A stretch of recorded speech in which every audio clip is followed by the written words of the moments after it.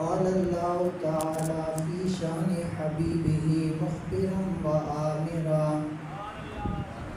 يا أيها الذين آمنوا لا تدخلوا بيوت النبي إلا أن يؤذن لكم إلى طعام غير ناظرين صدق الله مولانا العظيم إن الله وملائكته يصلون على النبي يا أيها الذين آمنوا صلوا عليه وسلموا تسليما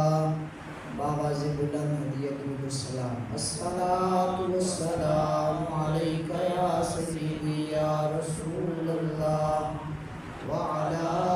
آلك وأصحابك يا سيدي يا حبيب الله الصلاة والسلام عليك يا سيدي يا خاتم النبيين وعلى آلك وأصحابك يا سيدي يا جد الحسن والحسين بندہ پروردگارم امت احمد نبی دوست دار جہار یارم تابع اولاد علی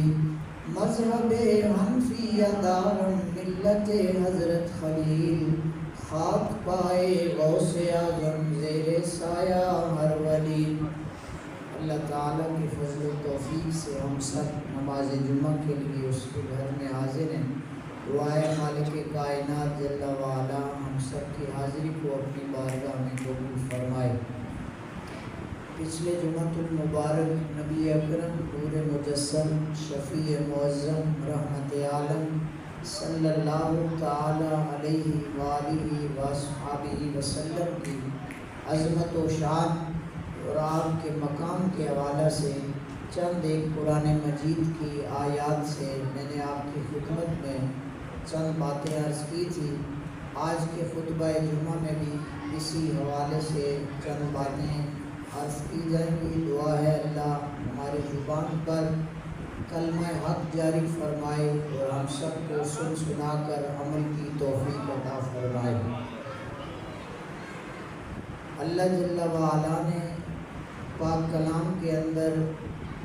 21ویں پارے 22ویں پارے کے اختتام میں اور 23ویں پارے کے شروع میں سورہ یاسین کو ذکر فرمایا ہے۔ اگر آپ اس سورہ یاسین کو توجہ کے ساتھ اور ترجمے کے ساتھ پڑھیں، اور میں یہ گزارش کروں گا